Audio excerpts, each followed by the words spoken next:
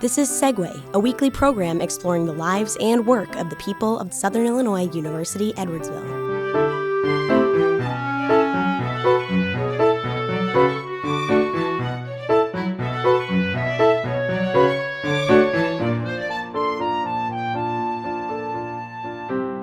Hello, and welcome to another edition of Segue, the show that allows us to talk about issues and ideas here on the campus of Southern Illinois University Edwardsville.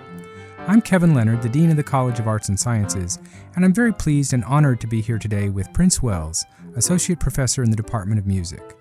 Prince received a bachelor's degree in music education from SIUE in 1976 and completed a master's degree in Afro-American music and trumpet at the New England Conservatory of Music in Boston in 1986. Since joining the SIUE faculty in 1989, Prince has served as Director of the Music Business Program, Director of the Black Studies Program, Chair of the Music Department, and President of the SIUE Black Faculty and Staff Association.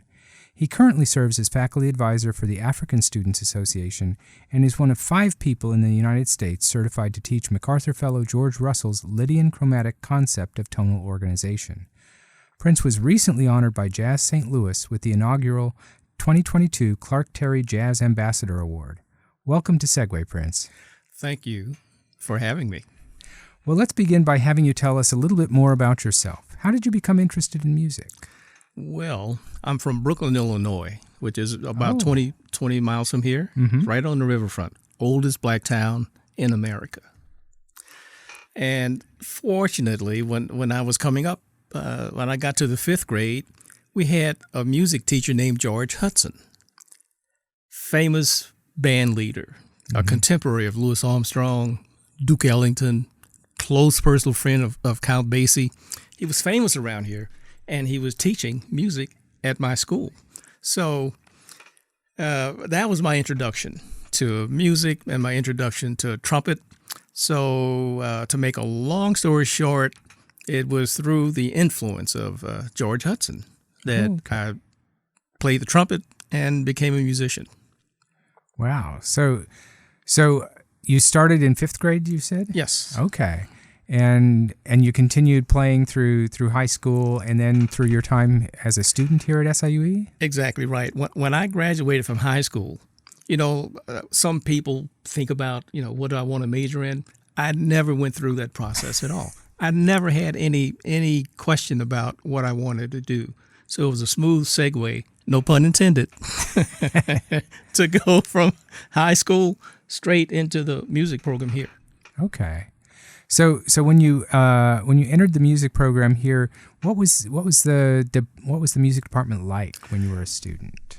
It was, in my opinion, it's always been the best and most comprehensive music program in the St. Louis metropolitan area. It was a good program, had good teachers, and may I digress for just a moment? Absolutely. I had never heard of music theory. When I got here, I had never heard the word music and theory put together. So I walked into the classroom and a guy named Joe Peval was teaching. And he walked over to the piano and he played an interval. And he says, "Who can tell me what that is?" And about 3/4 of the students' hands went up, right? I didn't know human beings could do this. I didn't, like ear training, I didn't know that people could hear a perfect fifth or a minor third. Then he played a triad, and he said, "Who can tell me what that is?" And 3/4 of the class knew. So I had my work cut out for me.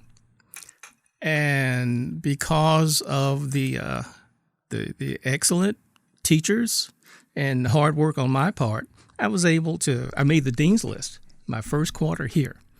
And it went very well. And then when I started teaching here, I taught with Joe Peval, the same people. Many of them were still here. And so I'm saying all that to say I've had a great relationship with the university since 1971 when I got here. Oh, wow. Yeah. That's absolutely great. Mm-hmm.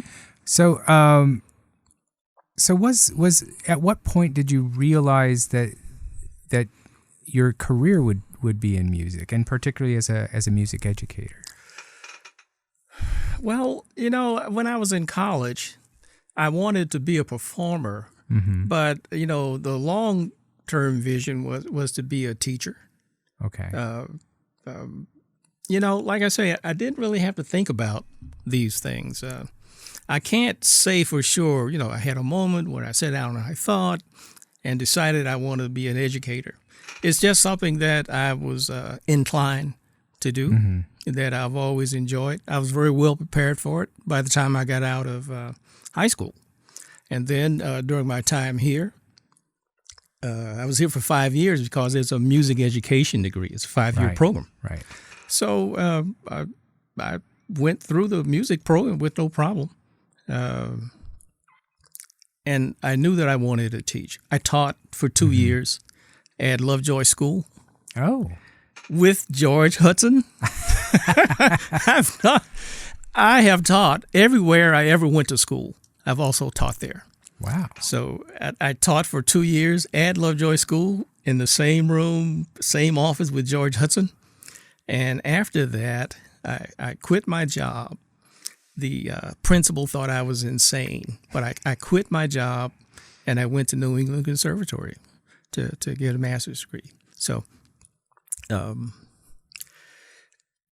with an eye on teaching, but I wanted to perform. I've done a lot of performing. Only in the past few years have I stopped performing. I've been doing a lot of research and writing.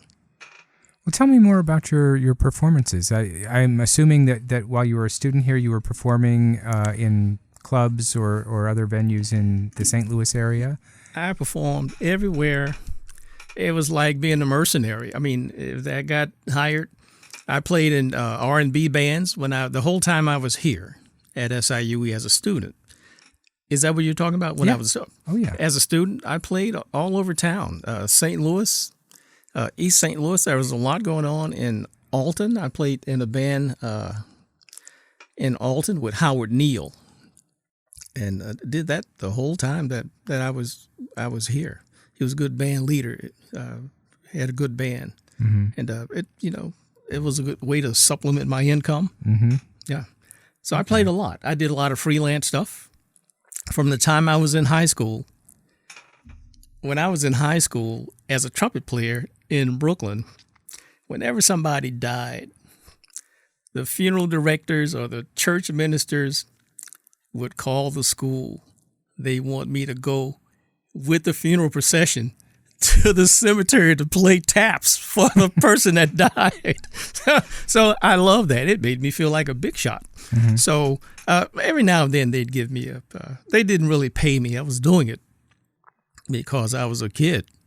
But, to perform, it was a little short performance in front of a mournful crowd. But I enjoyed that, too. It's one of the things that sticks in my mind.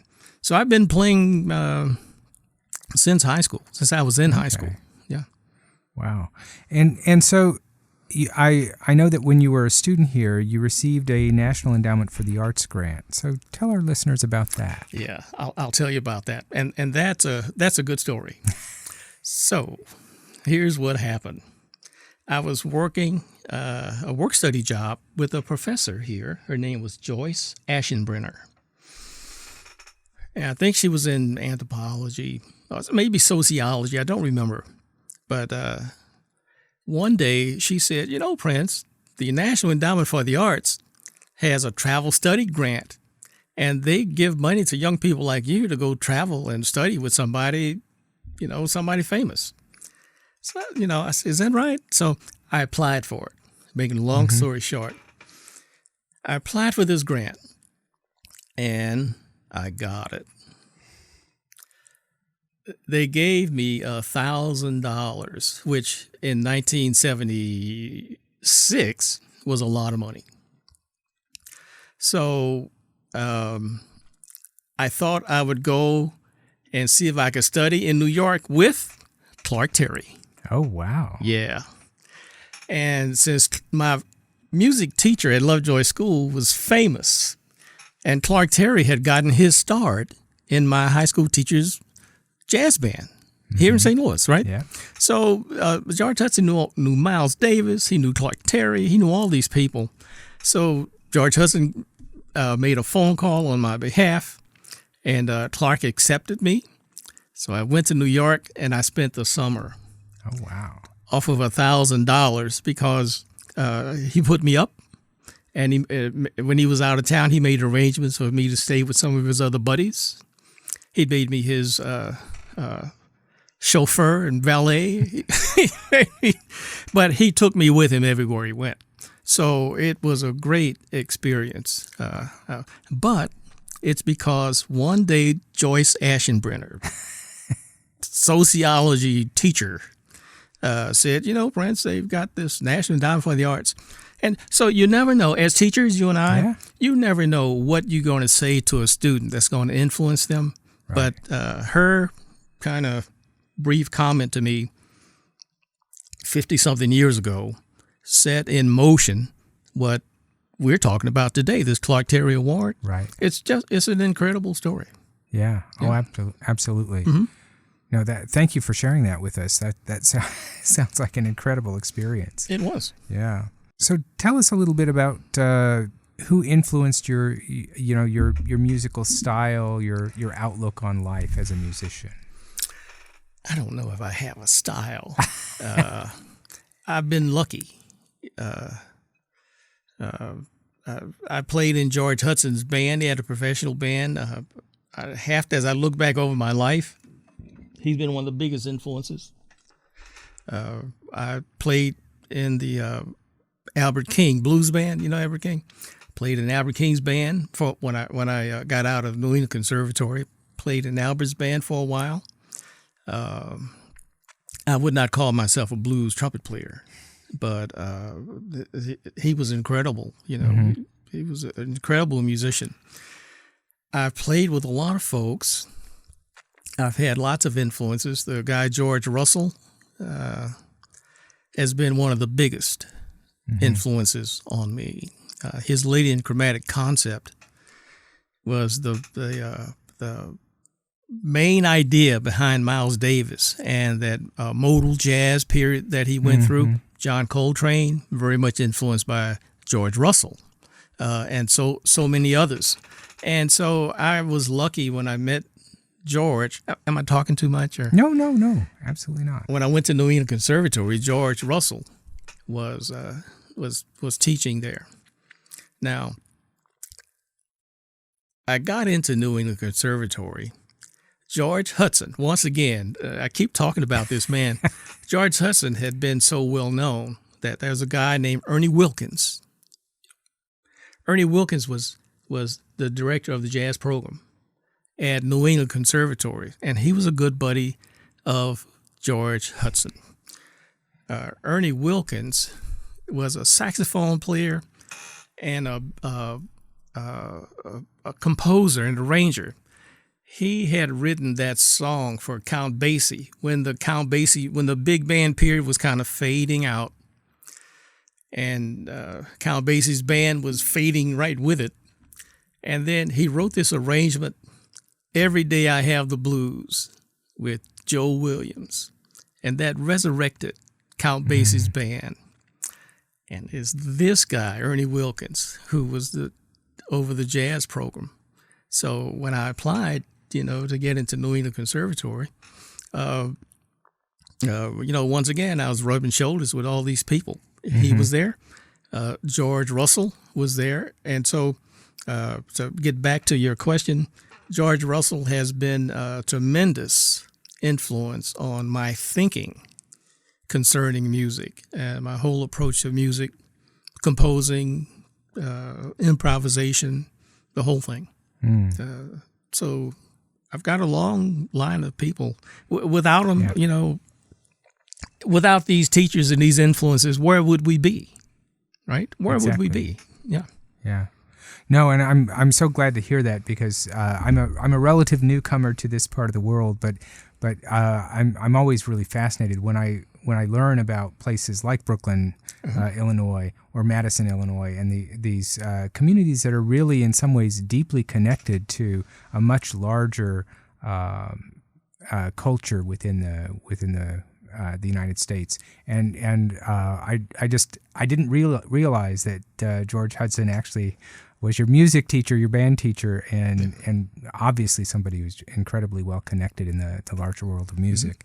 Albert King lived in Brooklyn also. Oh, wow. Okay. So we had George Hudson living in Brooklyn, teaching at Lovejoy School. Albert King lived about 3 blocks up the street. That was there's a saxophone player, Hammett Blewett, with the World Saxophone Quartet, famous baritone saxophone player. He lived a block away.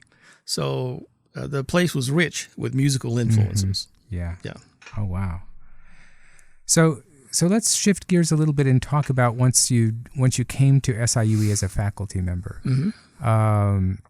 And you're one of the longest serving faculty members here now, which is a great thing. It's an honor for me to be able to meet someone who's been here so long.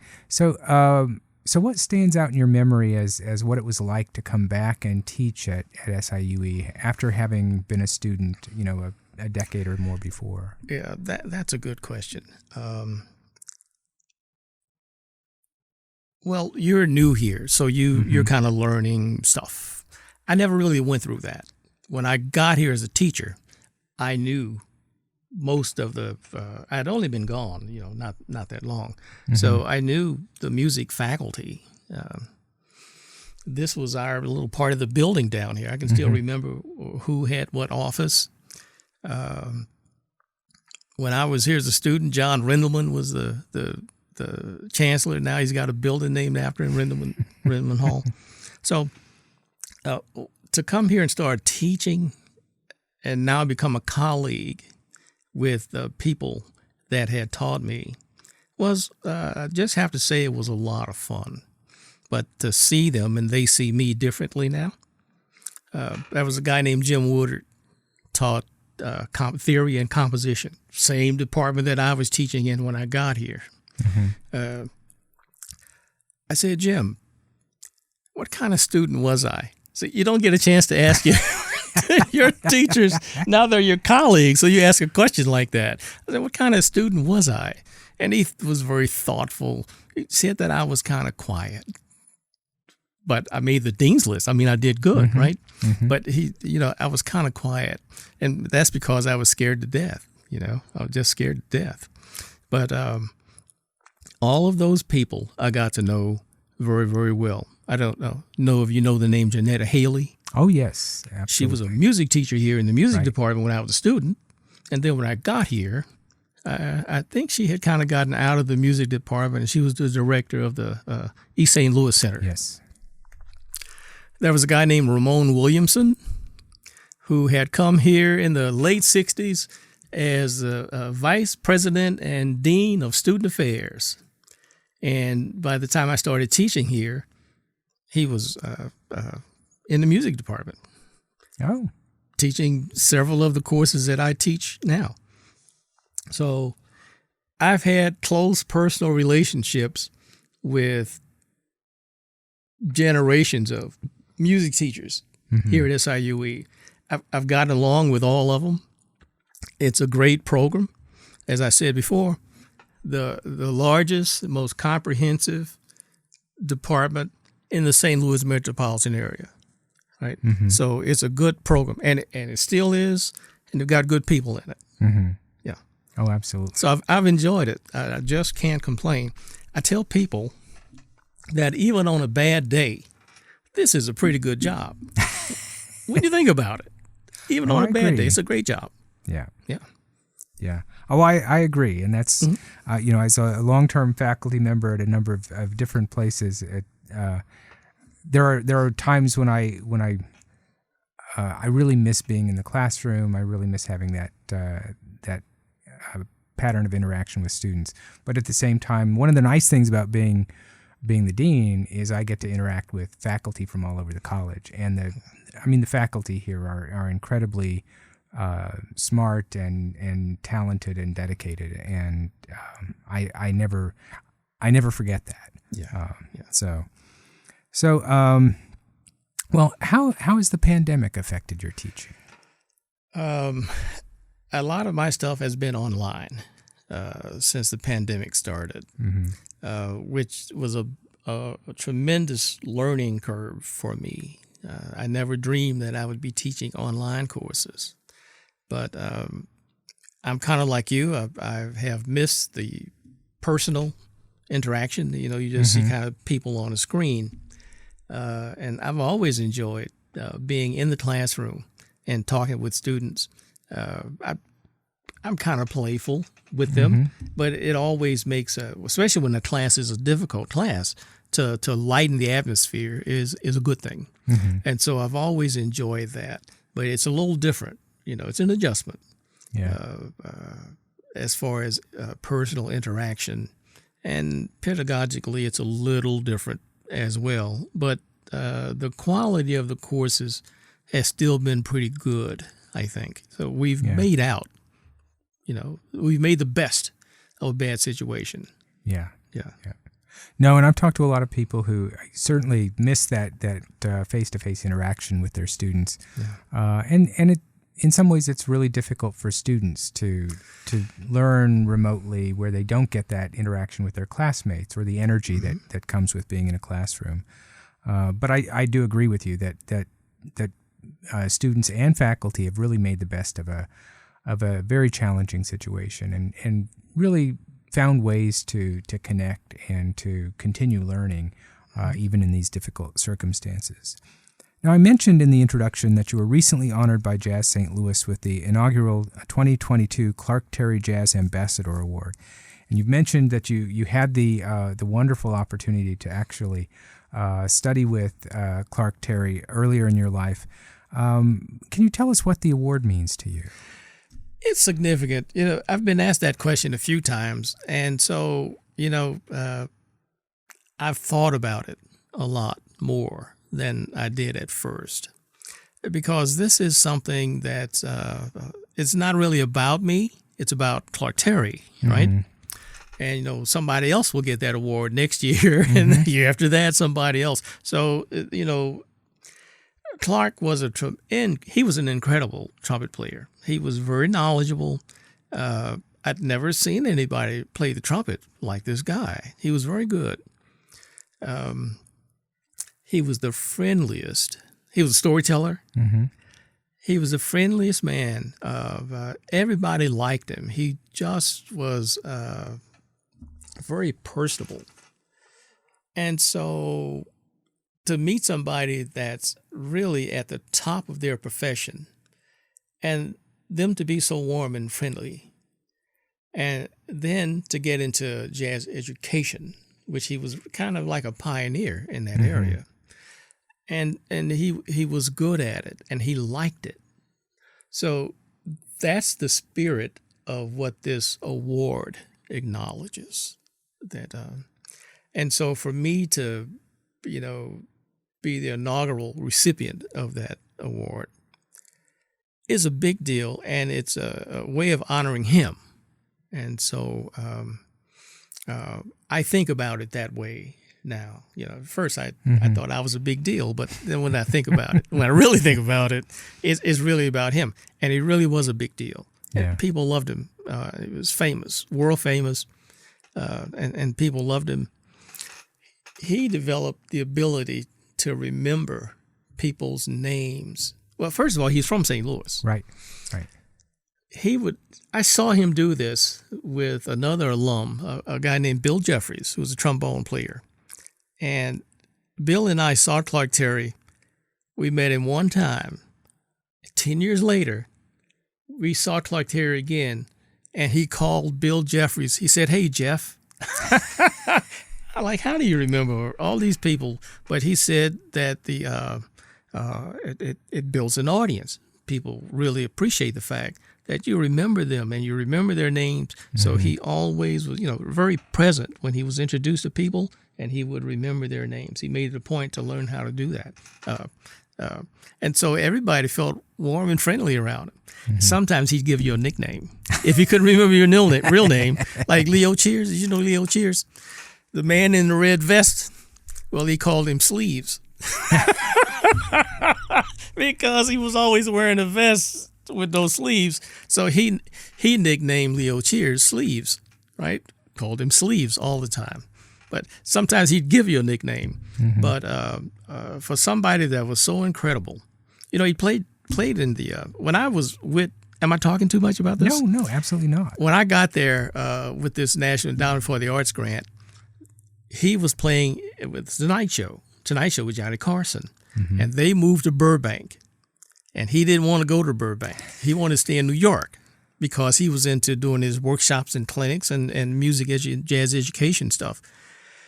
So he stayed there in New York, and so that was where he kind of really got into the education career. He gave up his studio career and focused on education, and he really got into it. So he was a marvelous person. He really was. I mean, a lot of people get described that way, but he really was. Yeah. Yeah. No, that's great, and I can tell that it really is very meaningful for you to receive the award that honors him. Yes. So in May, you were also recognized at the Metro Area Professional Organization's 12th Annual Honors Dinner Celebration. Tell us about the organization and why you were recognized. Well, the ceremony took place right here on campus in the ballroom. They are a philanthropic organization. They help. They donate money to charities around town. They give scholarships to students. They help pantries. They donate money to pantries to help restock their shelves. And they do lots of good work in the community. I think they're based in Alton. I did not know a lot about them until I was contacted about the award. I was nominated by some people that I knew. Actually, another alum of SIUE, Ephraim Burrell, and his wife are members of the organization.